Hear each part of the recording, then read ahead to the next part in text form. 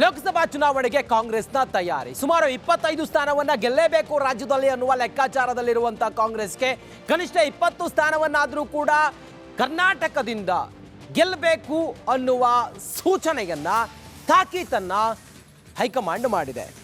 ಕನಿಷ್ಠ 20 ಸ್ಥಾನದಲ್ಲಾದರೂ ಕೂಡ ಗೆಲ್ಲೋಕೆ ಕೆಪಿಸಿಸಿಗೆ ಟಾಸ್ಕ್ ಅನ್ನ ಕೊಟ್ಟಿದೆ ಹೈಕಮಾಂಡ್. ಎಐಸಿಸಿ ನಾಯಕರು ಕೆಪಿಸಿಸಿ ಸಾರಥಿ ಡಿಕೆಶಿ ಸಿದ್ದರಾಮಯ್ಯಗೆ ಪ್ರತಿಷ್ಠೆಯ ಸಮರವಾಗಿದೆ ಲೋಕಸಭೆಯ ಕಣ. ಲೋಕಸಮರ ಮಹಾಯಜ್ಞಕ್ಕೆ ಕಾಂಗ್ರೆಸ್ ಸರ್ವ ಸನ್ನದ್ಧವಾಗಿದೆ. ಸರ್ವ ರೀತಿಯಲ್ಲೂ ಕೂಡ ತಯಾರಿಯನ್ನು ಮಾಡ್ತಾ ಇದೆ. ಸದ್ಯಕ್ಕಂತೂ ಈಗ ಲೋಕಸಭಾ ಚುನಾವಣೆಯಲ್ಲಿ ಯಾರನ್ನ ಕಣಕ್ಕಿಳಿಸಬೇಕು ಅನ್ನುವ ಚರ್ಚೆ ಕಾಂಗ್ರೆಸ್ ಪಾಳೆಯದಲ್ಲಿ ಜೋರಾಗಿ ಕೇಳಿ ಬರ್ತಾ ಇದೆ. ಲೋಕಸಭಾ ಚುನಾವಣೆ ಮುಂದಿರುವಂತ ದೊಡ್ಡ ಸವಾಲು ಕಾಂಗ್ರೆಸ್ ಪಾಳೆಯಕ್ಕೆ. ರಾಜ್ಯದಲ್ಲಿ ಪುಟಿದೆದ್ದಿರುವಂತ ಕಾಂಗ್ರೆಸ್ ರಾಷ್ಟ್ರ ಮಟ್ಟದಲ್ಲೂ ಕೂಡ ತನ್ನ ವರ್ಚಸ್ಸಿನ ಮೂಲಕ ರಾಷ್ಟ್ರ ಮಟ್ಟದಲ್ಲಿ ತನ್ನ ನೆಲೆಯನ್ನ ಭದ್ರಗೊಳಿಸಬೇಕು ಅಥವಾ ನೆಲೆಯನ್ನ ಕಂಡುಕೊಳ್ಬೇಕು ಅನ್ನೋ ಕಾರಣಕ್ಕೋಸ್ಕರ ಕರ್ನಾಟಕವನ್ನ, ಅದರಲ್ಲೂ ಕೂಡ ವಿಧಾನಸಭಾ ಚುನಾವಣೆಯಲ್ಲಿ ಕ್ಲೀನ್ ಸ್ವೀಪ್ ಮಾಡಿರುವಂತ ಕಾಂಗ್ರೆಸ್ ಕರ್ನಾಟಕದಿಂದ ಒಂದಿಷ್ಟು ಸ್ಥಾನವನ್ನ ಗೆದ್ದು ರಾಷ್ಟ್ರ ಮಟ್ಟದಲ್ಲಿ ಕಾಂಗ್ರೆಸ್ ಸರ್ಕಾರವನ್ನು ರಚನೆ ಮಾಡಲು ಅಥವಾ ಕಾಂಗ್ರೆಸ್ ಅನ್ನು ಬಲಪಡಿಸುವಲ್ಲಿ ಸಹಕಾರ ಕೊಡಬೇಕು ಅನ್ನೋದು ಹೈಕಮಾಂಡ್ನ ಒಂದು ಟಾಸ್ಕ್ ಆಗಿತ್ತು. ಆ ಕಾರಣದಿಂದ 20 ಸ್ಥಾನವನ್ನ ಗೆಲ್ಲೇಬೇಕು ಅಂತೇಳಿ ಸೂಚನೆಯನ್ನ ಕೊಟ್ಟಿದ್ದಾರೆ.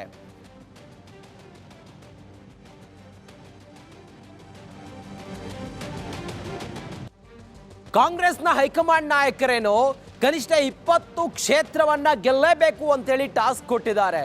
ಆದರೆ ರಾಜ್ಯದಲ್ಲಿ ಈಗ ಯಾವ ಕ್ಷೇತ್ರಕ್ಕೆ ಯಾವ ಅಭ್ಯರ್ಥಿಯನ್ನ ಕಣಕ್ಕಿಳಿಸೋದು ಅನ್ನೋದೇ ದೊಡ್ಡ ಚರ್ಚೆ ಆಗಿದೆ. ಇದು ರಿಪಬ್ಲಿಕ್ ಕನ್ನಡದ ಎಕ್ಸ್ಕ್ಲೂಸಿವ್ ಸುದ್ದಿ ಸ್ಫೋಟ. ಕಾಂಗ್ರೆಸ್ಗೆ ಕಾಡುತ್ತಿದೆ ಪ್ರಬಲ ಅಭ್ಯರ್ಥಿಗಳ ಕೊರತೆ. ಪ್ರಬಲ ಅಭ್ಯರ್ಥಿಗಳ ಕೊರತೆ ಕಾಂಗ್ರೆಸ್ಗೆ ಈಗ ಕಾಡುತ್ತಿದೆ. 15ಕ್ಕೂ ಹೆಚ್ಚು ಕ್ಷೇತ್ರಗಳಲ್ಲಿ ಹುರಿಯಾಳುಗಳಿಗಾಗಿ ತಲಾಶು ಮಾಡ್ತಾ ಇದ್ದಾರೆ ಕಾಂಗ್ರೆಸ್ನ ನಾಯಕರು. ಈಗಾಗಲೇ ಸರ್ವೆಯನ್ನು ಕೂಡ ಕಾಂಗ್ರೆಸ್ ಹೈಕಮಾಂಡ್ ಆರಂಭಿಸಿದೆ. ಗೆಲ್ಲುವ ಕುದುರೆಗಳು ಇಲ್ಲದೆ ಚಿಂತೆಗೆ ಕಾಂಗ್ರೆಸ್ ಬಿದ್ದಿದೆ. ಯಾರನ್ನ ಯಾವ ಕ್ಷೇತ್ರದಲ್ಲಿ ನಿಲ್ಲಿಸಿದ್ರೆ ಗೆಲ್ತಾರೆ, ಜಾತಿ ಲೆಕ್ಕಾಚಾರ ಹೆಂಗಿದೆ, ಯಾವ ಕ್ಷೇತ್ರದಲ್ಲಿ ಯಾರು ವರ್ಚಸ್ವಿ, ಆ ಕ್ಷೇತ್ರಕ್ಕೆ ಆ ವ್ಯಕ್ತಿಯನ್ನು ನಿಲ್ಲಿಸಿದೆ ಆದರೆ ಕಾಂಗ್ರೆಸ್ ಗೆಲುವು ಸಲೀಸಾಗತ್ತಾ, ಇದನ್ನೆಲ್ಲ ನೋಡಿದಾಗ 15 ಕ್ಷೇತ್ರಗಳಿಗೆ ಅಭ್ಯರ್ಥಿಗಳ ಕೊರತೆ ಇದೆ ಅನ್ನುವ ವಿಚಾರ ಈಗ ತಿಳಿದು ಬಂದಿದೆ.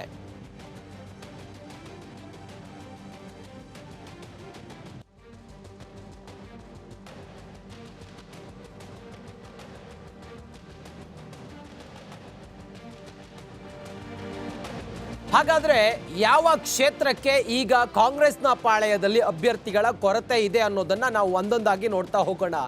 ಕಾಂಗ್ರೆಸ್ ಈ ಲೋಕಸಭಾ ಚುನಾವಣೆಯ ಕಾರ್ಯತಂತ್ರದ ಭಾಗವಾಗಿ ಸರ್ವೆಯನ್ನು ಆರಂಭ ಮಾಡಿದೆ. ಯಾವ ಕ್ಷೇತ್ರದಲ್ಲಿ ಯಾರನ್ನ ಸ್ಪರ್ಧೆ ಮಾಡಬೇಕು ಮತ್ತೆ ಯಾವ ಕ್ಷೇತ್ರದಲ್ಲಿ ಯಾರು ನಿಂತರೆ ಅಲ್ಲಿ ಗೆಲುವು ಈಸಿ ಆಗುತ್ತೆ ಅನ್ನುವ ಲೆಕ್ಕಾಚಾರದಲ್ಲಿ ಕಾಂಗ್ರೆಸ್ ಇದೆ.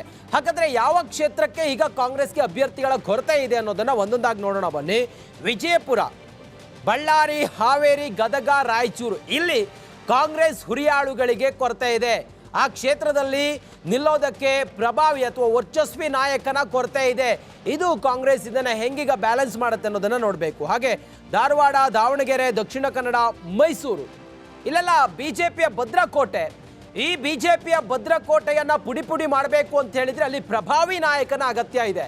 ಆ ಕಾರಣದಿಂದ ಈ ಕ್ಷೇತ್ರಗಳಿಗೆ ಈಗ ಕಾಂಗ್ರೆಸ್ ಲೀಡರ್ ಕೊರತೆ ಇದೆ ಅನ್ನುವ ವಿಚಾರ ಕಾಂಗ್ರೆಸ್ ಪಾಳೆಯದಲ್ಲಿ ಬರ ಸಿಡಿಲು ಬಡಿದಂಗಾಗಿದೆ. ಆ ಕಾರಣದಿಂದ ಕಾಂಗ್ರೆಸ್ ಈಗ ಒಂದಿಷ್ಟು ಲೆಕ್ಕಾಚಾರವನ್ನು ಮಾಡ್ತಾ ಇದೆ, ಯಾರನ್ನ ಎಲ್ಲಿ ಸ್ಪರ್ಧೆ ಮಾಡಬಹುದು ಅನ್ನೋದು.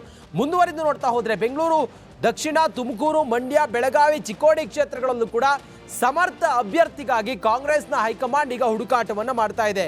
ಬಿಜೆಪಿ ನಾಯಕರನ್ನ ಸೆಳೆಯೋದು ಒಂದು ಭಾಗ ಆದರೆ ರಾಜ್ಯದ ನಾಯಕರು, ಅದರಲ್ಲೂ ಕೂಡ ಕಾಂಗ್ರೆಸ್ನ ರಾಜ್ಯದ ಕೆಲ ನಾಯಕರನ್ನ ಆ ಕ್ಷೇತ್ರದಲ್ಲಿ ಏನಾದರೂ ನಿಲ್ಲಿಸಿ ಗೆಲ್ಲುವಂಥ ಸಾಧ್ಯತೆಗಳೇನಾದರೂ ಇದೆಯಾ, ಇದೆಲ್ಲವೂ ಕೂಡ ಈಗ ಭಾರಿ ಕುತೂಹಲವನ್ನು ಕೆರಳಿಸ್ತಾ ಇದೆ.